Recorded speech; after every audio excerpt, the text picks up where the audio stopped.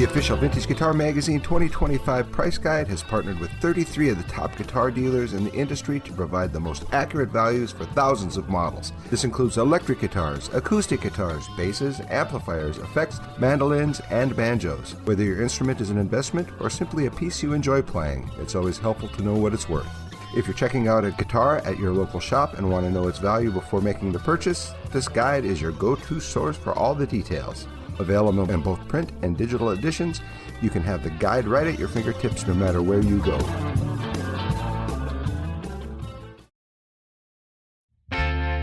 Hello and welcome to Buy That Guitar, presented by Vintage Guitar Magazine. I'm your host, Ram Tuli. This podcast is about the joy of guitar. That includes buying guitars, selling guitars, collecting guitars. We're talking vintage guitars, new guitars, used guitars, pre-war, flat tops, electric Spanish arch tops, custom shop guitars, limited edition guitars, basses, amps, effect pedals, lap steels, mandolins, banjo. If it has strings, we're going to talk about it. I spent most of my life studying the vintage guitar market. It's truly something I love and I'm passionate about. I can talk guitars all day, and I'm going to. Hey everybody, this is season 3. We're kicking off. And when the rumor started spreading, people are pretty excited. I have in the flesh, Willie G. Moseley. How you doing, Willie? Namaste from Hank Williams territory. Let me introduce, I don't know if you need an introduction. If you're listening to a Vintage Guitar Magazine podcast, that means you probably subscribe and read Vintage Guitar Magazine. And if you do read Vintage Guitar Magazine, then you know the most prolific writer of all time, you know, he's like the John Steinbeck of guitar world, is Willie G. Moseley. Now, you began writing for VG in 1989, and you're pretty much the self-described stereotypical baby boomer guitar lover with a deep passion for vintage guitars. And you've authored 18 books, and you've written hundreds of articles on guitar history, mainly focusing on lesser brands, known brands. You talk about the luthiers, you talk about the cultural significance of these instruments. Your work really highlights the craftsmanship and innovations of certain builders. Well, we're going to talk about those lesser known guitars, brands, but let's just talk mainly about how you got started at Vintage Guitar Magazine. Now, how did you wind up being the guy that started writing articles for a weekly trader or a music trader magazine? Well, yeah, the first article I had published was in September of '89 when the magazine was still called National Music Trader. I think it was Providence with a capital P that put me in the right place at the right time. In the spring of '89, we had just found out that my wife was pregnant, and I went to an Atlanta guitar show, the first guitar show that had ever been held in Atlanta. It's about 150 miles up the road from me. And I picked up a 16-page newsprint fold-over thing called National Music Trader, and I had noticed that in recent, the last couple of years when I was playing in a band, a lot of even the budget models that I had come of age with as a high schooler in the 1960s were getting interesting out there in music stores, being sold as used items, sometimes for more than they sold for brand new back then. So I happened to pick up National Music Trader and had been, for some reason, working on developing my writing skills. I was a traveling salesman, and I carried a typewriter in the trunk of my car to stay in my motel room and write at nights. I sent an essay about a 1961 Roy Smeck made by Harmony, which I didn't know that's what it was then because the brand logo had fallen off the headstock, and that was the name of the article, the case of the mystery Stratotone. Mm-hmm. So it was that guitar in that article. I sent it to Bismarck, North Dakota, of all places, along with a subscription. And about 3 weeks later, I get a note back from Alan Greenwood, it said, it's just what we're looking for, send us some more. And say, I'm on the other end of the country down here in what I consider to be the heartland of American music. And I think that folks in North Dakota like the idea that, they knew somebody who could supply them with writing from much closer to the source. Mm-hmm. One thing I remember, Alan, I did an interview with Alan last season, and he said, in the early days, they were trying to get ads. They couldn't. So they really needed to supplement this trader Right. with stories, and you were perfect. You came in, and I remember I still have a lot of old tabloid size VG magazines, and your stuff is always is in every issue, right? Every issue, I think you wrote an article about something. Like, Just about. There have been some issues along the way that I've had as many as 5 articles in one issue. yeah. It's not like I said. There have been some times that I might not have something in there all the time. And we've got plenty of other writers too, of course, nowadays. But it seemed like I got things started pretty much once, and it happened right around the time that Al opted to change the name of the magazine to Vintage Guitar. That was in 1990. I'd done a few articles, for 3 or 4 articles for him when I was National Music Trader. Then at the beginning of 1990, he changed the name and kind of changed the direction slightly as well. And then that picked up steam real fast. I mean, I ended up in my territory getting a interview like in late 1990 with Bill Carson from Fender, who was the test pilot for the Fender Stratocaster back in the early 50s. Got to work my first guitar show in 1990 as well. I was back to Atlanta, and this time Vintage Guitar Magazine actually had a presence at a guitar show all the way on the other side of the country in 1990. So it goes back that far. Now, you've written 18 books. Now, not all these books are about guitars. You've written about football. You've written about the space astronauts. And but would you say that the vast majority of your books about guitars? Well, the astronaut book, first of all, the book rather, excuse me, was the family history of an Apollo astronaut, a guy that went to the moon. And I'm going to name drop here. Tommy Shaw from Styx is from my hometown. And he and I were reminiscing about in a conversation one time. He said, well, back then in the 1960s, the astronauts were about as rock stars it got. And Tommy Shaw's in a position to know. But the first books that were about guitars were basically anthologies of vintage guitar articles. There's a place for that, but that's, once you get them out in anthology, the information about certain instruments and models could have changed dramatically after it's already in print.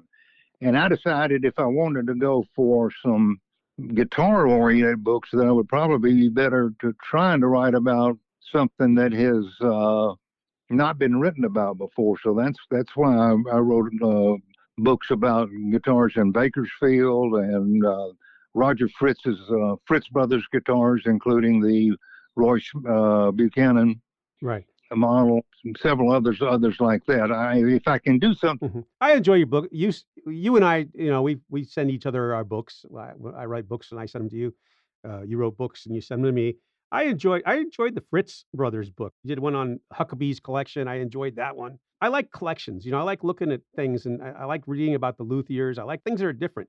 But I really like the lesser known brands. And I think for this podcast, to buy that guitar, I could talk about Stratocasters all day long. I could talk about Les Pauls all day long. There are a lot of people out there, they want to buy and play guitars, but they're not going to pay $20,000 for a vintage guitar.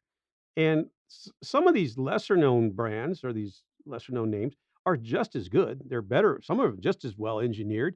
Some sound even better. Out of all the guitars that you've written about, what is your favorite, like a lesser known brand? I would have to probably say, it's a self-serving a little bit, but I would say Robin guitars. Robin. Off the top of my head, because I've got a book coming out on Robin. I'll go ahead and fess up about that. But even before I got the idea of doing that, I thought Robin was quite an innovative company with some of the instruments they were coming out with, but the instruments still had a bit of a retro vibe to them as well.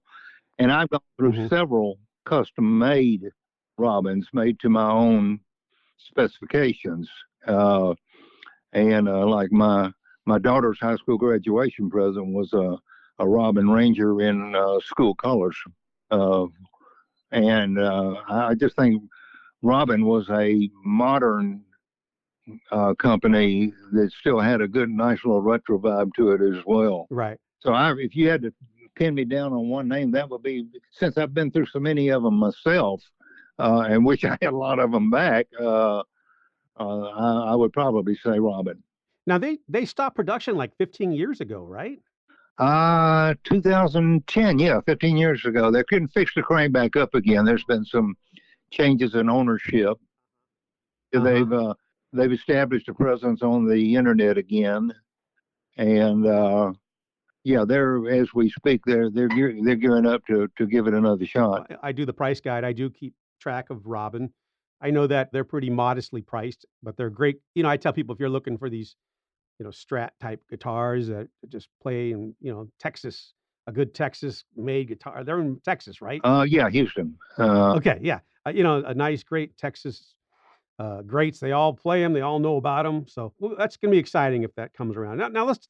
One book you wrote was called Bakersfield Guitars Illustrated. I think that was in 2021. I enjoyed that book because I really like the makers. The Mosrites and the Halls and all those guys.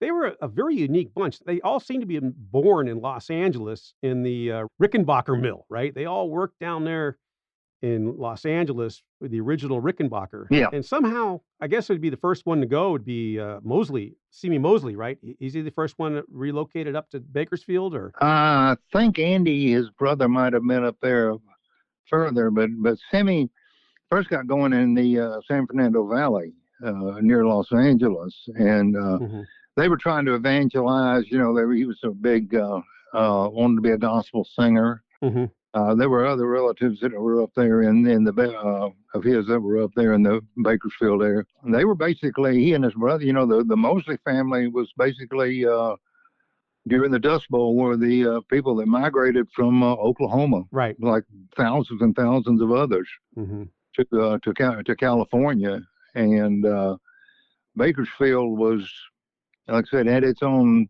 music scene that was developing, and then Simi got involved with that.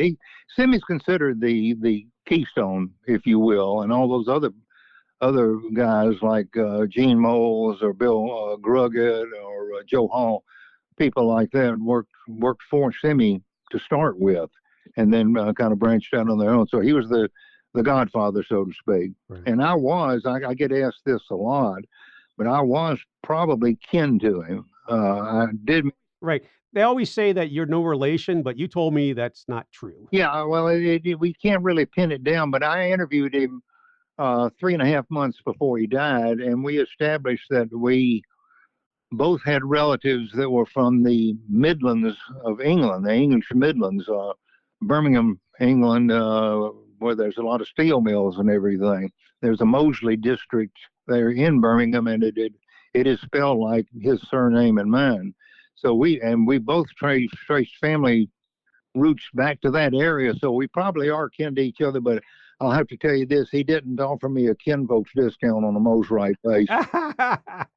Even after all you've done, like the Standell Association, right? Standell was in South San Gabriel also. Well, Standell was actually out, and it was an amplifier company that wanted to get into guitars. That was Bob Crooks. Mosley kind of teamed up with him because Fender was showing that you got to sell the guitar and amp together. Yeah. So I think they partnered, right? That was like where it really starts. Yeah, and he wanted. There were several different makers that made Standell instruments in Bakersfield, and Simi Moseley was the first of them, and he was. I don't think Bob Crooks liked the quality of Simi stuff. It was a little, I don't know, primeval looking or something. I think it would be the appropriate term, but he. Yeah, Standell did have a connection to him there. This is how mysterious it was. There was one Standell manufacturer that went in and out of business fairly quickly in the mid '60s, and nobody in Bakersfield could. They remembered them, but they couldn't tell me anything about where the guy came from or who ran it. And the factory had been replaced by a freeway interchange. They knocked down the building to replace that particular factory. Those Standells were the last Standells that were made in Bakersfield, and they had some incongruities too. They had a headstock that was shaped like a bush axe. They had fiberglass. Some of them had fiberglass bodies with no visible way to adjust the neck tension on it. and they were just really strange-looking instruments, but they were part of the history out there. Three different manufacturers for standout. Yep. Now the interesting thing about the Mosrite, you talk about the earliest examples. They're out there. People do have them, but it really isn't until he starts making guitars for Joe Maphis and Roger Reismeisel comes up, right? Yeah. And all of a sudden, I think that's where everything changes for Mosrite, right? They take this Roger Reismeisel design with that German carve, and boom, right? That becomes kind of like the Mark One, Yeah, correct? and that was, you look real close at those very, very early Joe Maphis models, and they look like what turned into the Ventures model. Right. And the Ventures was what really put Mosrite on the map. Everybody knows that because the Ventures are what baby boomers like me remember as the first band/brand association that we recall. Right. Because here's a band's name on a guitar headstock along with the brand name of the guitar itself. Now, how did Nokia Edwards, how did he connect with Mosley? How was that? Because 1960, everything changes for Mosrite. Right. So how did that connection happen? How did the Ventures get? Gene Moles and Nokia were playing in the same place up north, in I think it was Washington State, Seattle area. And Gene had some experience, working in Bakersfield, and would have future experiences there in Bakersfield. The connection was Gene Moles. Gene Moles introduced Nokia to Semi one time when they went down to Bakersfield, and so Nokia liked what he was playing, and he worked up a deal with Semi to where Nokia would play the Mosrite in concert and leave it sitting on a stand right in the front of the stage. Right. Guys would come up and oval it when the band. Right. What is that? And in fact, if you remember the album cover, Mosrite guitar, like the back of the album always had Mosrite. Oh yeah, and I think their fan club was right next door to the Mosrite. Yeah, and there was, and of course, it said somewhere on those photos, imprinted, said the Ventures play the Mosrite guitar exclusively. Right. And is that the first guitar that actually had the band name on the headstock? Yeah. No doubt. Okay. The only other one I can think of that was a signature thing where the signature was the actual brand was, strangely enough, that Roy Schmeck Harmony. Yes, and that was just a one-shot deal from about 1961, Mm-hmm. so it was about the same time. But those comparing the Mosrite to a Harmony Stratotone, that's 6 1/2 dozen of the other. You think about our generation, like everybody always talks about, well, the Beatles on Ed Sullivan, but no, us California guys, it was the Ventures. That was what I think in 1960, everybody was picking up guitars to sound and play like everybody had a garage band. Everybody wanted to play with a rhythm guitarist and a lead guitarist, right? And this is kind of where it comes from. And it kind of blows my mind is that the first two Ventures albums, I love them, but those are Jazz Masters and Stratocasters. And they get into, I guess by the third album, now they're the Mosrite band, everything Mosrite. And I have like my top 10 live albums. In that top 10 is the Ventures in Japan. And that is a 1965 album that is probably one of the greatest rock and roll albums. Are you familiar with that album? Is it called the Ventures on Stage or Ventures in? No, it's Ventures in Japan. It was their live in Japan concert in 1965 in Japan. I may have had that one in the past, but I think it didn't come out as live in Japan back in the day, did it? Didn't it come out later? No, it was. I think it was Ventures in Japan, 1965. And what was weird is that this album was probably one of the first heavy-duty rock and roll albums, even though when you think of the Ventures, Walk, Don't Run, and, all the Perfudia and all that stuff, for some reason, there was some problem with the voltage in Japan. The amps were playing like with much lower plate currents or something, and it just distorted. And I think that's one of the greatest live albums. And you go on Spotify and listen to the Live in Japan. And this is a 1965 album that has guitar tones kind of like the Who Live at Lee's. And to me, this was like, wow. And so after that, every kid that was like 1965, but 1961, 62, 63, I think you could buy a Mosrite for about the same price or a little cheaper than a Fender Stratocaster, right? Yeah, they were a little bit more high priced, but there were some other factors too that one reasons that Fender uh, prevailed in any competition out there. For one thing, Mosrite didn't make any budget instruments, any student-oriented instruments, and Fender certainly did. Right. That was a big difference right there for a lot of people. And Semi, bless his heart, he was a good builder or something like that, but apparently wasn't the greatest businessman in the world. Right. And I guess we'll talk about that in a little bit. Structurally, because you understand guitar architecture, what made a Mosrite Mark One or even the Ventures, the first couple years Ventures, what made it a better physical guitar than a Stratocaster at that time?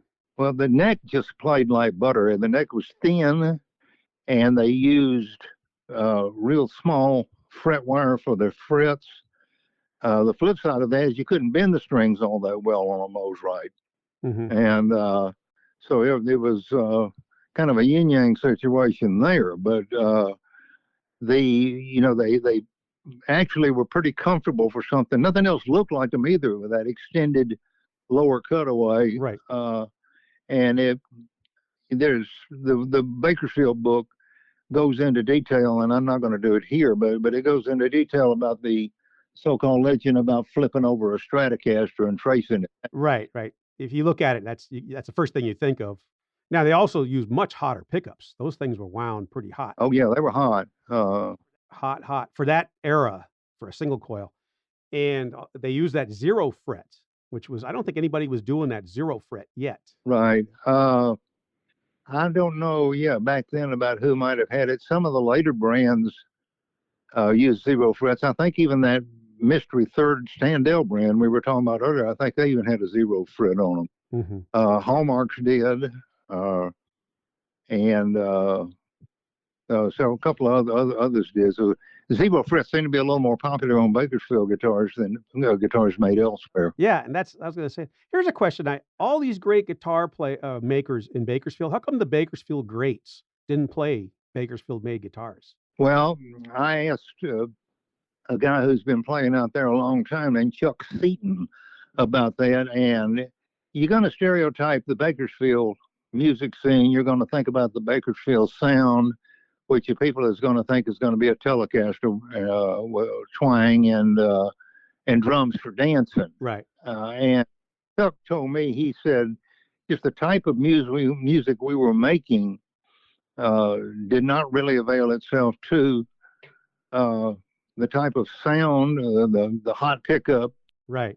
You're not going to get a Mosrite to twang. There's no doubt. That is absolutely true. Yeah, and he just kind of validated, Chuck just kind of validated what the stereotype was, that some interesting guitars were made in Bakersfield, but they weren't really all that much part of the Bakersfield sound. You can find a few pictures of some Mosrites in that Bakersfield book, but probably more pictures of more Fender guitars. And for that matter, Merle Haggard and Buck Owens both had phenomenal lead guitar players, Roy Nichols and Don Rich, respectively. They were Telecaster players. Right. And, when you think back to it, that's the magic was that Telecaster. Yeah.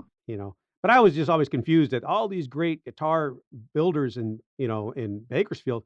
Leo Fender used to drive around and hand out his guitars all over Southern California. I was just wondering why these Mosrite guys weren't building things that were a little bit twangier. They could have, but it just got them into the hands. But you're right. That's a whole different music scene. Mm-hmm. But I always, so that anybody who's played a Mosrite knows that neck is a unique neck. It's a very fast neck. It's a very thin neck, but it's not a bothersome neck, not like a blade, a Gibson blade neck. It's just a fast neck. You could play really quickly on it. Roger Fritz is a huge fan of Mosrite, although his guitars aren't really Mosrite style. Right. But he was talking about how the neck just plays like butter, and they were totally unique sound, and it was a lot of status among other musicians back in the 60s if you had a Mosrite. Right. And you could get it for, about what you pay for a Stratocaster, and you looked like you arrived. Mm-hmm. And that's the thing too, that when you think of that signature sound, and all you have to do is really just listen to Ventures records that were made in 1964, 65, 66. They probably sold more guitars than any other band, right? As far as Oh yeah. people wanting to play and sound like that. My grad night at was at Disneyland, like every other kid that goes to Southern California high school. My grad night was at Disneyland. The night that my grad night, I remember, we were with girls. So the girls wanted to see Cool and the Gang because Cool and the Gang was the act that everybody wanted to see. I found out years later, like I was talking to somebody, he says, "Yeah, remember our grad night when the Ventures were playing at Disneyland?" And I'm like, no. Like, I remember thinking, like, wow, I could have seen the because they were always playing at Magic Mountain and that, but I never saw them. But I remember years later finding out that the Ventures were actually playing at my grad night at Disneyland.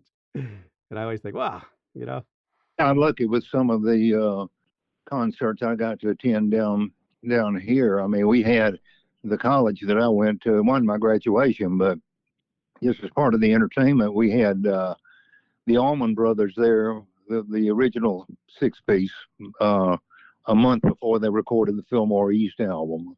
And we had Ike and Tina Turner review, and I hitchhiked in 1968 to Atlanta and saw Cream on their last concert tour. So those times back then, anywhere just about in the country, there's some classic music being cranked out. yep, I think that's the sadness of the next generation. They didn't get cool concerts. So And creativity wise too, not just performance, but creativity wise. yeah, there's no comparison to. When I get lectures or speeches at colleges or conventions or whatever, I emphasize the point that, in my opinion, the most prolific and the most dynamic period of popular music in the U.S. was 6 years from 67 through 73. There's all kinds of genres, and then, like I said, we don't want to go off. I don't want to go off too long on a tangent on that, but you could list all the different types of music that flourished during those half dozen years. Absolutely. And I think that's why they always say that, we were lucky. Our generation was lucky. We made music before computers, and it was just, it was all about, learning to play and wanting to play. And the Ventures were a huge part of that. And Mosrite was kind of a huge. Oh yeah. Yeah, if you were serious about being a player, even as a teenager, if you were really serious about it, you would try to go on further from your Silvertone Dan Electro amp and the case model to something better and that you knew was a professional grade instrument. And Mosrite was right in there, trying to beckoning your attention just like Fender Strats were. Now, as far as I think anybody wants a Mosrite, they're going to probably look for that Mark One Ventures model or a earlier one that was a Joe Maphis one. They're very similar. I guess before 1963, it would have been a Joe Maphis, and then that Mark One would have been a Ventures model. What changes from 1963 to 1965 with that Ventures model? Do you know, like specifically? I think if I remember the catalog photo correctly, there's some cosmetic changes. And maybe the way the controls are laid out. I can't remember off the top of my head, but there were not many, and you could vary from guitar to guitar. Quite frankly, there's pictures of more than one original Joe Maphis that is in the book that shows Gene molds with them, and there's two different molds as Mosrite, and the controls are different on them, the way they're laid out, I think. So right. Mosrite still was not a assembly line, huge chugging factory or anything like that. It was still had some. It was still small enough to where there were going to be incongruities, right? And some of them they're just being practical to use up a part or something like that. And one of the things, the price guide, and I know that you could get the very first model, the first Ventures model, the 63. You're going to pay about $7,000 to not quite 10,000, but. And what people want with these very first ones is that the necks were set. They were glued in. They weren't bolted in. Right. And did that change the way that thing sounds? I was a bass player when I played, so I paid more attention to lower end notes and stuff like that. But when the Ventures broke out, though, they were already bolt-ons for the most part. Well, maybe we should word it like this. Maybe we should say when the Ventures bought into the company, because you remember they bought into Mosrite Right. for a while, and I think they were already switching to a bolt-on style. I would imagine the set neck ones would have had a little more of a fluid type of sound rather than whereas the bolt-ons had a little more bite.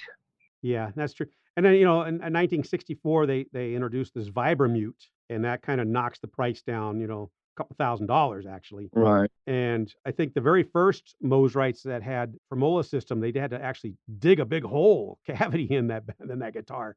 And I think by the time they got to the Vibramute in '64, they could fix that, where it was actually usable. If you're going to be doing the surf music, and you're going to need that tremola bar, and then '65, the price goes down a couple $1,000 because they go to the 2 screws, and then '65 they have the 3 screws. They go boom boom to the 3 screws, and that knocks it down. And then things get really cheap. Like, you can get a Ventures model pretty cheap from '66 to '68. Do you know what changed so significantly that it almost cuts the price by a third?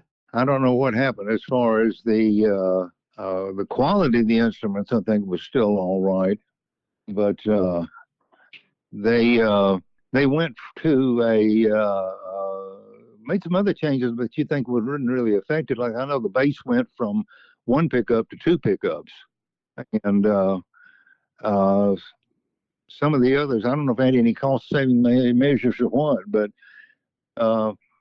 maybe I think on some of them well, for one thing, they brought out a more of a student model, which was the little Mark V. Yeah, or the Ventures 2, I think. Yeah, Ventures 2, then Mark V. Most of us know that Ventures 2 because that's what Johnny or the Ramon played. Yeah, everybody wanted one of those. Yeah, absolutely. But yeah, so everything kind of goes downhill in 1968. What happens in 1968 for Simi Mosley? Well, for one thing, they went out of business. Yeah, they were having financial problems and trying to expand too much and trying to put amplifier line out that they were using on that. They did have, interestingly enough, some success with a gizmo called the Fuzzrite. The fuzzed on that, so they did have some effect. Mm-hmm. Anybody who's listened to Inagata Davida knows that Fuzzrite. But I tell you, the ultimate riff, in my opinion, with the Fuzzrite was Iron Butterfly's first album, which came out in, I think it's '67, mm-hmm. and they used a Fuzzrite on that on the last instrumental. I'm sorry, the last song on the album was an instrumental called Iron Butterfly Theme. Yes. It starts off with this huge fuzzy power chord, and it's drenched in reverb, and that's Fuzzrite. That's Mosrite. So somehow Thomas Organ gets involved too, right? Yeah. Do they sell to Thomas Organ? Is that what happens, or does Thomas Organ come in to save them? Yeah, I don't think it worked out too long, and Mosrite was having all kinds of problems. They were flailing in some parts, and the sad chronology of it is when they one time they came out on Valentine's Day. The employees came out on Valentine's Day of 1969 and found the factory doors padlocked. Right. So that was pretty sad. So the Ventures, is that why they end their sponsorship, their deal? They tear up the deal? They just couldn't get along with Simi. He thought his guitars ought to go in one type of direction for music's sake, and they had it with the others and things. And I think Bob Bogle, the bass player for the Ventures, got out of the deal first, and the others did. But he continued to play Mosrite basses, and it kept going downhill though. And like I said, they finally I'm gonna be honest with you. When I first got a chance to interview the Ventures back in the mid '90s, I had to sell myself to Don Wilson to convince him that no, I was not kin to Simi Moseley. I said I may have been, but we never established that. And he I had to, kind of, I don't want to say do some fence mending, but I had to convince him that I didn't have any ulterior motive or anything. So there was still some, I don't want to say bad blood, but there was still some mistrust there, even after decades. And that's sad, but that's the way it was. Now, Semi doesn't go away. He now in the 70s, I think he comes with the gospel guitars, right? Yeah. And those were somewhat successful, weren't they? Yeah, a bit. I think, Semi kept trying to come up with innovations and things like that. A while back, there was a pawn shop over in Georgia that had a brass rail on display. Right. And I missed getting that. I should have 20/20 hindsight, jumped on it right then. But yeah, Semi never stopped trying to innovate. Mm-hmm. You look at some of his one-of-a-kind creations from later on; they're exquisite pieces. Yep, the octave guitar. I remember seeing a picture of that. Yeah. I don't know. I've always been fascinated. And when we talk about other brands besides Fender and Gibson and Gretsch and Rickenbacker, I always say Mosrite, bang. And anybody who's, you want to pay, for a couple $1,000, you can get a incredibly well-built, awesome sounding vintage guitar. And I always tell people, look for these, when you see them, because you do see them. If you go to a guitar show, there's always going to be Mosrites up there somewhere, and they're probably a Ventures model. You just got to know, which ones are, why they're worth, the ones that are worth a lot of money, why they're priced the way they are. I don't know. I always been fascinated by that. So, well, and like I said, I think any baby boomer guitar collector is going to have, even if he doesn't collect Mosrites, is going to have kind of a soft spot in his heart for them because they were, like I said, associated with the Ventures just for 5 years. But that was an important 5 years in the American music scene, and it affected teenagers, quite strongly. The official Vintage Guitar Magazine 2025 price guide has partnered with 33 of the top guitar dealers in the industry to provide the most accurate values for thousands of models. This includes electric guitars, acoustic guitars, basses, amplifiers, effects, mandolins, and banjos. Whether your instrument is an investment or simply a piece you enjoy playing, it's always helpful to know what it's worth. If you're checking out a guitar at your local shop and want to know its value before making the purchase, this guide is your go-to source for all the details. Available in both print and digital editions, you can have the guide right at your fingertips no matter where you go. Now, in the 1980s, all these American guitar manufacturers tried to reinvent themselves. Fender's tries to reinvent themselves. Gibson, because it's kind of like that era, the Japanese lawsuit era comes and goes. And it's kind of interesting that, everybody knows about the lawsuit era Fenders and Gibsons, but there were also a lot of lawsuit era Mosrites, that Univox. I think they made a living copying that, right, that Mark I look, but they tried to invent themselves. But, Leo Fender was gone. The Gibson, McCarty was gone, but Mosrite was still there. And he kind of tried to reinvent Mosrite, but I don't think they really got much traction in the 1980s, did they? Well, I've said that Mosrite was, in its business history, Mosrite was like a migratory mushroom. Would pop up somewhere, go in business for a little while, disappear, then pop up somebody else. I mean, legitimate Mosrites, semi-oriented or associated guitars were built in California, Nevada, Oklahoma, North Carolina, and Arkansas. And so from 1960, well, let's say 65, because that's when it really broke out, with the Ventures and the guitar boom and everything. From 65 to 1992, you had it made in several states, and it just didn't seem to be all that stable. Right.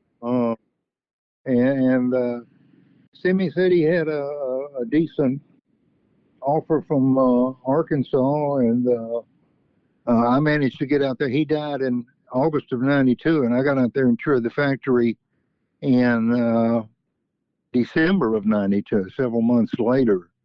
And they were still going, looked like they were going strong to me at the time, but it didn't last, right, as it turned out. Now, in the 2000s, another Mosrite company pops up, but that was a fake one, wasn't it? I didn't really get into that into the book, or I didn't really do that much research on it either. if it was indeed, it didn't appear legitimate. Let's put it like that. So I just stepped back from it. Yeah, I just remember that, there was like another Mosrite that came out in the 2000s, and people said, "Hey, that's not the real Mosley guitar company." Yeah, there were different folks claiming uh, the rights to inherit the Mosrite name and the rights to build them. It was awful confusing for a lot of people, and I even managed to get up in I think it was 95, maybe 96, way up into the Great Smoky Mountains down in North Carolina. I found Simi's gravesite, and they didn't even have a headstone at the time. Oh. Another small brand, or another brand that wasn't so famous that had its heyday, was Peavey. Now, you were pretty familiar with Peavey because they were in your neighborhood, right? You lived really close to the Peavey. Meridian, Mississippi is 150 miles from me. Mm-hmm. And yeah, Peavey was the first, I think. Well, I toured Roger Fritz's factory back in 1990. Fritz Brothers was the first guitar builder I ever visited on, to get a magazine article out of it. But as far as major manufacturers go, Peavey was in terms of, again, the guitars and amps and sound reinforcement. Peavey is fairly close, and it was a huge Southern success story. I like to say that Peavey guitars are and were the Ford trucks of the guitar business. Oh, yeah. I remember reading a thing about Hartley Peavey. Like, he was a musician, and he would get into a band, and he would build their amps, and then once he got everything set up for him, they'd kick him out. So, Yeah, he fully admitted that he wasn't all that good of a musician. but he knew how to build an amp, and he knew how to, you know. Yeah, he said that he realized pretty quickly that he had a better future in the guitar business by making amplifiers, and then later on sound reinforcement equipment, and then later on guitars. I mean, I can remember seeing new Peaveys in my part of the country, because there's a couple of music stores in Montgomery, Alabama, which is my hometown. And there were a couple of them that had Peavey amps as early as like 1967. The amplifiers were the two-part cabinet and an amp head, and the head was kind of an angled front, kind of a wedge-shaped thing with large brushed aluminum knobs on it. And we remember the talk among even your garage teenage musicians back then, saying, "Man, check out these Peavey amps," something like that. They real loud and they hold up. So even back then, Peavey was already starting to get a good rep for dependable equipment. I mean, Hartley, I don't care how many times you've interviewed him, he's which I've done it more than once, but Hartley has got this mantra. He talks about wanting to offer quality equipment for working musicians at fair prices. And anytime you interview him, it doesn't matter if you've interviewed him before or not, he's going to get that phrase in there one way or the other. Right. Well, you can think about in the 1980s there, you could buy that T60 for about maybe half of what you'd pay for a Stratocaster, right? The original list price for a T60 was $349 with a case. Yeah. And that's 78s when it came out. Yeah. And that sometimes that case would have a little amplifier in it. Yeah. Well, you're talking about, I was looking through the price guide the other day, and you look at some of these Peavey guitars and basses. I got still have a mint condition 1984 Patriot bass, single pickup thing, and I think the price guide was maybe $250 for, that thing's about 40 years old now. Mine's mint condition, but it's a great little single pickup utility bass. It's American made. It's quality wise. It's something, and it's only $250. Yeah. Now you correct me on that if I'm out of line. That's my passion, is always knowing what everything is. I'm always like, man, Peavey people. Like for like that T60 and that T40 bass, you could get an awesome one for under $1,000, either one. nothing, you think about that T60, that was so innovative for when it came out. It had that tone shift switch. That was the first guitar that was made with CNC. Yep. And that's what lowered the price. This was the first computer CNC controlled manufacturing. You look at those Peaveys that, we were talking about the space age. I mean, those things look like they were something that you would see in a command module, the little clicks and dials and switches and just A lot of knobs. I mean, yeah. and a lot of people didn't, and this is something that Hartley and I have talked about on the record a good bit. He does not like to be compared to any budget instruments, Right. American or Japanese. He said if somebody, he came out one time with a little short, Hartley did, with a short scale solid body called the T15, which had its own amplifier built in the case, like the old down electros. But when I was working on the Peavey book with him, I remember he wrote to me quite testily, and maybe I deserved it. I had written about how he came out with this. I said Hartley admired Dan Electro, what Nat Daniel was doing with the amplifier built to the case, so he did it himself. And a couple of weeks later, after I ran that by him, he asked me, he said, "What in the hell are you doing comparing to me to Daniel?" I said, "Well, there's the amp in the case." He said, "Yeah." He said, "But he said, I feel like my guitars weren't supposed to be beginners guitars or student guitars." They said there's first quality, and he said I would run those why ads. How come a Les Paul and a Stratocaster run for this much, and the T60 was just $349 with a case. And I've always felt like whatever you need Hartley was not making collector's items Right. either. He was making working man's guitars. Yeah, and he the point is excuse me, a average musician playing in an average location where, and this is full-time or part-time, the average customer in those average locations doesn't know the difference between a Dan Electro and a D'Angelico. Mm-hmm. And it's just whatever helps you to make your job go better sound-wise and playability-wise, that type of stuff. You shouldn't be, I feel strongly, you shouldn't be fretting a bit too much about what other musicians think of your gear. Right. It's you can please your audience or not. One of the things, like as I do this guide and I look at the prices and I always see Peavey, I always think, well, they don't get the respect they need. But if you're out there and you see a T60 or a T40 bass and it's $800, $1,000, gosh, you're going to be blown away by this thing. But here's something I learned when it comes to Peavey. Of course, the Van Halen stuff is good. Like people still pay a lot of money for the Van Halen EVH Wolfgang stuff. Those can be $3,500 to $4,500.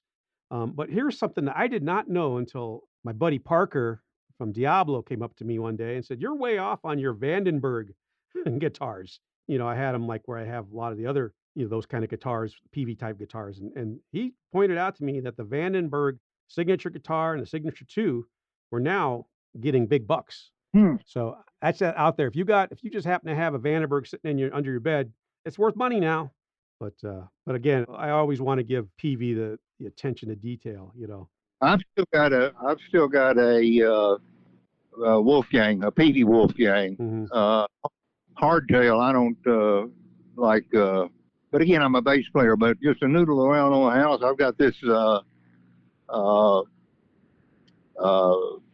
purple colored Peavey, and it's like I said, it's a hardtail, but it's even got the reverse toggle switch on it, Right. And it's just a noodle around the house on, and it's in stone mint condition. It's from 2000, and I love the way that it hangs. If you're going to just be placed standing up, right.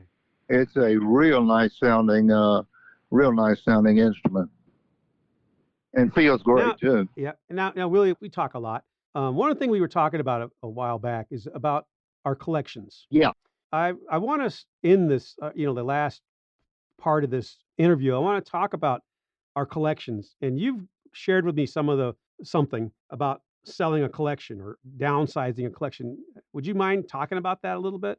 As to why? Well, no, I mean, yeah, well, I mean, Yeah, just yeah, I don't go. you have Yeah, a very I can do that. unique story, and um, I'm getting a lot of email from people that, we're all at this age where our kids aren't playing the guitars. I don't know. I get an email at least once every couple of months about what do I do with my husband's collection? What do I do with my collection? What do so I know that you and I were talking about this, about our collections and how we get to the realization that we do have to downsize. And you've done this. How many guitars did you have at one time? I topped out at 97. Uh, and different people collect different instruments for different reasons, and thank goodness for that. But the way I opted to go was one of each, so to speak. Mhm. I had, one Stratocaster, one Rickenbacker 4001 bass, one Les Paul. And if I found a cleaner or rarer example, I might opt to switch out. I wanted just a Americana type of collection, ranging from uh, Sears Silvertone, Dan Electros, amp in the case on up through, again, Les Pauls. And I had a 63 ES335 at one time. And, just decent, nice looking, unmodified examples of each category. And that also included, harmonies and Ks and basses and G&Ls. I always thought Leo era G&L instruments, basses and guitars were fantastic values, and they were highly underrated in my opinion. Uh, anyway, I started collecting in '72 and retired from the day job at the end of 2015. And my collection was, to some extent, a type of retirement, but also a buffer as far as my employment went. I mean, there were some times where, as a traveling salesman, times got rough, and I had to sell an instrument or two to contribute my fair share to the family income, and I'm okay with that. I'm glad I had the instruments to do something like that with. But after I retired about 10 years ago, I started piecemealing it out as far as the collection goes, because well, there was, actually realizing that you're now over 65 and you're probably not going to be playing in a band that might be playing Madison Square Garden in the future. Uh, but there was also there was and still is some family health issues for not just me, but another family member as well. But for me, I'm not trying to sound maudlin, but I've been diagnosed with Parkinson's, and I can't enjoy playing them anymore. And so I might as well, go ahead. And I don't think it's right for, if a guy dies before the rest of the members of his family does, that they should be stuck with having to haul around a bunch of guitar cases. Saying, and my husband left me this. What do I do? Can I sell it? Because that's too awkward. What I did was, I've got a few left to, like I said, to noodle around on in the office when I feel like it, health wise. But the rest of it, most of it, I sold out of in the last 10 years or so, and just put the money into a money market fund. And that's going to be easier for my daughter to deal with instead of instead of a bunch of guitar cases. This era now, there's a lot of my friends that are dealers are saying there are a lot of people coming in with it's the widow with a collection, and her husband didn't tell her what it was worth. There's that joke that I hope my wife doesn't sell this thing for what I told her I paid for it, kind of thing. But they bring this collection in, and they don't know what it's worth. They don't know if there's anything valuable. Dealers will not cheat anybody. The good dealers won't. But there's quite a bit of stuff entering into the market right now because these collections are being brought in whole. And there's like two things that I recommend is you call, in the advertiser's index of vintage guitar, there are dealers who buy whole collections, and they're honest and reputable people. So they will tell you what that collection is worth, and they'll tell you what they'll pay for it. And, of course, they want to sell it for a profit, but they're not going to Right. they're not going to lie to you about what it's worth. They're not going to tell you that 59 Les Paul, there's, that's not a real, you know what I mean? So, um, but I don't know. And then there's other options. There's the auctions. Do you know anything about how did you sell your guitars? Consigned them to a music store, Your music store and and you well, and also taking some to guitar shows, uh, particularly the ones that we co-sponsor. mhm. I mean, the last hurrah for me, I'm probably not going to be going to any shows anymore, but a few years ago, the Amigos show in Nashville, well, actually in Franklin, Tennessee, was the last show that I went to, and I took some instruments that I never thought I was going to sell way back when, but I'll still sell them to dealers or customers at guitar shows. But I don't have any of those left now. The only real collectible instrument I've got is a Robin guitar, a Robin Savoy, that semi-hollow guitar, and it's the only one that ever had a maple fretboard. And so it was made to my specs, and that's all well and good. But as far as Les Pauls or Strats, like I said, I've sold all of those, and like I said, I did them at guitar shows and consigned into a nearby Mhm. store. Now, one of the things is I know, that I talk to a lot of these guys that are trying to downsize, and they do know that they have to start selling off their guitars. There's a desire to keep this collection all together. You spent a lifetime putting a collection together, and you kind of want it to go to one person. That'll never happen. Nobody has your taste. Nobody's, and that's kind of the thing is that I know a lot of guys that have thousands of guitars, over 1,000. And one of the things is the value of these guitars. It's really important that you understand or know what the value of your guitar is, so that you aren't just so you're getting in the ballpark. A dealer is going to give you a little less than what the value is because he needs to sell it at that price. But they're usually fair. But one of the things is there's two advertisers in vintage guitar, the auctions, Heritage Auction and String Tree Auction. And these are Julian also. Julian, also, yeah. In the uh, in England, there's another. There's a lot of vintage auctions out there. I know of two that I talked to before I did this podcast. I just sent them an email saying, "Hey, give me a blurb so I can tell people what you do, how you do it, and what you do." And then, the one thing about the auction is that you basically consign it over, but you do have some, say in what the minimum is, and you actually you now have a worldwide platform to sell that guitar. So, like for example, Heritage, if you're thinking about selling, they told me this is the blurb they sent me. If you're a guitar collector and you're thinking about selling, whether it's one guitar or a whole collection, Heritage will help. And they make the process really easy. You can reach out to them anytime, and they'll help figure out what your guitar is worth, the best way to get it in front of serious buyers. And they basically have a great platform that has zillions of eyes that look at it, and it gets in front of real collectors. The only thing is you got to pay. There's a seller premium, and then there's the buyer premium. Seller premiums can be 10%.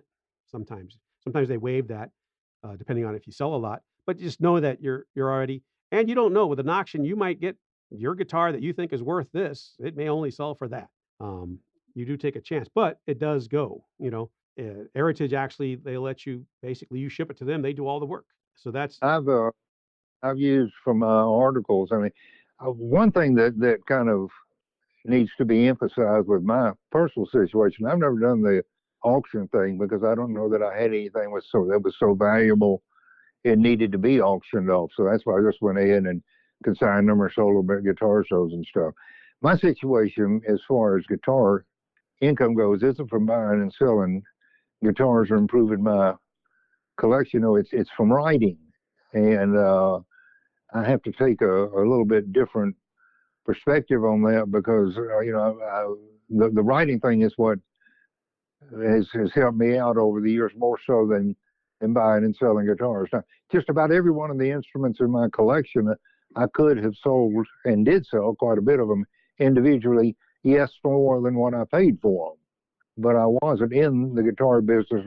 It really kind of makes me kind of grimace or whatever when somebody lets me know and said, "Hey, I just found a Les Paul in a pawn shop. The price guide says it sells for $5,000, but I got it. I go, come on, I can sell it for 5,000. No, you don't know if you can sell it for that or not. You got to actually do the transaction. Then you'll know whether you've Right. made a good decision or not. You don't have just by simply getting a bargain somewhere Right. or a great score. You don't have that doesn't mean that you're hyper affluent about it either. Right. And as far as string trees, just a disclaimer, they actually they support this podcast. They advertise on this podcast. So, Right. but I reach out. I talk to them a lot, and they're kind of the new kid in town, but they do a little different. It's another auction platform for guitars. To them is they help handle it with care. They upload your collection to a public website that everybody can see, and you just put your collection up there, whether you're going to sell it or not, and then you're open to offers. You basically you can put your whole collection up there just to show them off and then see what the interest there is. I don't have any experience or really know of anybody who's done their entire collection at once. And you would think that the auction house would be the way to go on that. I know there's more than one auction house that has agreed to let me use photos Mhm. on articles that I write, and that's appreciated. Right. It's a little publicity for them too. And then one thing about String Tree, they tell me that there's 0 seller fees. So you put that up there, and there's a 0 seller fee on that. There is a buyer premium for buying, but I like their platform. I really do like String Tree. It's stringtree.co. Okay. I like them, and they've been good to me. They've been good to this podcast. They do sponsor the podcast at times. So if you have a collection, and I guess the bottom line is you have a collection and you need to downsize. You need to start selling it off because you don't want your wife and children to have to deal with this. They are not going to know what it's worth or what it's worth emotionally, whatever. But I think once you sell one, then it's easier to sell 2 or 3. And then once you're selling 2 or 3, so there is viable options. But if you have like me or somebody who bought stuff and you actually bought it as an investment, you probably got stuff that's worth money. The auction is probably the best way to go because they'll appraise it for you. They'll for free and they'll set it up and they'll sell it and they'll put it in front of more eyes. And it's just, I guess it's premium you pay is really the more eyes you get, more international.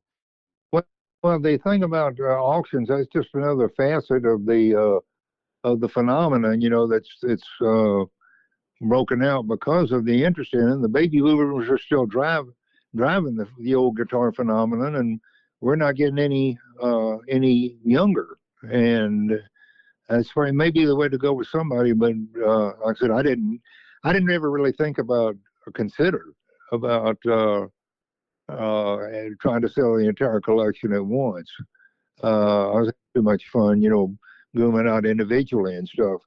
But another thing that's a factor right now, and I don't know that I'm particularly pleased about it, is pawn shops. If they see more and more guys coming in looking for guitars, pawn shops thinking they're getting more stuff that's collector's items when it's not. I mean, I always tell pawn shops, just because it's old and or American made and or, excuse me, not any made anymore, and like I said, American made, that doesn't mean it's collectible or a collector's item, or that doesn't mean it's valuable. Right. And I think if you're looking to sell a guitar, the worst place you could take it is a pawn shop. Well, yeah, a lot of guys down here in this part of the country are going into flea markets now, Mm-hmm. and instead of pawn shops. So, I mean, even though I don't go into those anymore, I still ask around about how from guys I used to, who collected just like me. They're peers, and we've been in touch for decades.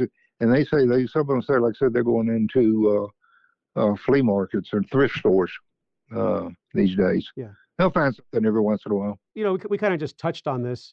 If you send me any, like people out there, if you're interested in this and you want me to go a little deeper into these auction, I could get the String Tree people on. I can get the Heritage people. They both said they would love to come on this podcast. Okay. And we could discuss it in more detail, like what the seller fees, what the platforms are. I know that you and I have been talking about selling it, and you had time to sell off your collection one by one, which is I think a great, because you know where everything went, you know who got it, they'll love it. I know a lot of people I get email from widows that say, I don't know what to do with this. And I kind of say, well, here's here's people in your area. I know where they live. Here's somebody in your area that, you probably got some diamonds in the rough that they might buy the whole collection just to get those diamonds in the rough. One thing about the auctions is that if the auction doesn't sell that item, that doesn't meet the reserve or whatever, it goes back to you. And that's one of those things where I believe Stringtree actually has a thing where they don't return it back to you. They'll keep it and try to sell it. I can get more details if we actually want. If there's interest out there and you want to learn more about these online auctions, let me know. Email me at ram@vintageguitar.com, and I can pursue this a little deeper. I was just kind of always interested in this, and I think our generation is now starting to ask ourselves, what do we do with our collections? I think we just touched on the surface here, but I know you and I talk about it a lot when we're chatting on the phone. And actually, I would really appreciate it today. I actually learned quite a bit about Mosrite. And you're the guy, anytime you see a video or read a book about Mosrite, they always quote you. They always list you as the most significant historian on that Bakersfield brands. Right. And I enjoy everything you write in VG Magazine. I think you are the most prolific guy I've ever known as far as how many things you write. I'll keep it up. It's been over 36 years now. I know. And still going to keep it up. I'm still working on more. What was did you ever get, like, out of all the things you've written, what was the one thing you wrote that you got the most hate mail about? I haven't really. Well, I can tell you which one has done the best sales wise. Yeah, that's probably a better way book to go. Yeah, the Huckabee. One thing that people have told me by email and otherwise, several people said that they appreciated the fact that there's not the first bit of politics in the book. I love that book. You sent it to me. He is Huckabee is basically an average guy when it comes to guitar collecting. He's in a unique position because 2/3 of his collection was given to him, and he keeps everything. He loves everything. He puts it on display. Yeah, and he was if he speaks someplace, a lot of times somebody will custom make a bass for him, and they'll present it to him when he's there and stuff. That's a pretty interesting way to build up a collection. I actually saw you on the Huckabee. You were on his TV show. Yeah, back a couple of years ago. And what were you wearing on your feet? Yeah, did you have some kind of mongoose boots or something on? He, what you see is what you get with Huckabee. He's the same off camera as he is on camera, and I'm. You were wearing some kind of shoes. I think I sent you an email saying, "What are you wearing?" Pythons. Python. There it was. Yep. Yeah, it's Python. I got a Python shoes and a Python belt and a Python guitar strap. Yeah, I was like watching that video. I was watching that clip from the TV show, and I'm like, "What the heck has Willie got on his feet?" I think I sent you an email, and more people saw those shoes than I thought would. And the animal rights activists shouldn't get uptight about that, because that's, Python is that big bugaboo that's eating up all of our furry friends down in the Florida Everglades. I know something about you nobody else knows. You're actually a movie star. Yep. I'm not, like I said, I don't know how well I can quit my day job. But you were actually in a movie, and you actually get quite a bit of screen time in that movie. I played guitar in a Tim Burton movie that they filmed in my area. That was a lot of fun too, and it ran like interestingly, like the Huckabee show, it ran like a well-oiled machine. They're really pros. The Huckabee folks and the Tim Burton film crew was. Yeah, that was fun. Well, Willie, I know that I kept you on much longer than I told you this was going to be an hour, but I just wasn't going to let you go that easily. Okay. We covered a lot of ground, and I appreciate everything you do. I enjoy everything you write. We have a good friendship going. We talk all the time, and I just appreciate that everybody who reads Vintage Guitar Magazine knows you, appreciates what you do. In fact, if I get a Vintage Guitar Magazine and it doesn't have a Willie Moseley article in it, I kind of feel like I got ripped off. I'll keep it up as long as I'm coherent. Yeah, absolutely. Well, thanks again. You have a great rest of your day there. All right. Let's do it again sometime. All righty. Talk to you later. Bye-bye. Happy birthday, America. Yep. Happy birthday. This is actually going to air a couple of days after we record it. Thank you so much, Willie. That'll work. I enjoyed it. Thanks so much. Talk to you later. Bye-bye. Bye-bye. Hey, everybody. Again, I'm glad to be back. This is season 3. And I wanted to tell you about something kind of exciting. Anybody who actually reads my books, we actually did an audio book of Naked and Dimes. So now You don't just read about it. I know we used to have the website, but now the actual riffs, the actual clips, the actual amps, you can hear these things in the audiobook. So the audiobook is going to contain all the different samples from the session. That audiobook is available everywhere you get audiobooks. The Naked and Dimed audiobook coming out real soon. I want you to invite you, if you want to hear what the amps used on Naked and Dimed sound like, now you can. And read the book as you go. The enjoyment is uncountable. We'll talk to you guys next week. Thank you for listening to Buy That Guitar, presented by Vintage Guitar Magazine. Please support VG for all they do for guitar players like us. Please subscribe, like, share, and comment on this podcast. I'd love to hear from you at ram@vintageguitar.com. See you again next week. Bye-bye. The official Vintage Guitar Magazine 2025 price guide has partnered with 33 of the top guitar dealers in the industry to provide the most accurate values for thousands of models. This includes electric guitars, acoustic guitars, basses, amplifiers, effects, mandolins, and banjos. Whether your instrument is an investment or simply a piece you enjoy playing, it's always helpful to know what it's worth. If you're checking out a guitar at your local shop and want to know its value before making the purchase, this guide is your go-to source for all the details. Available in both print and digital editions, you can have the guide right at your fingertips no matter where you go.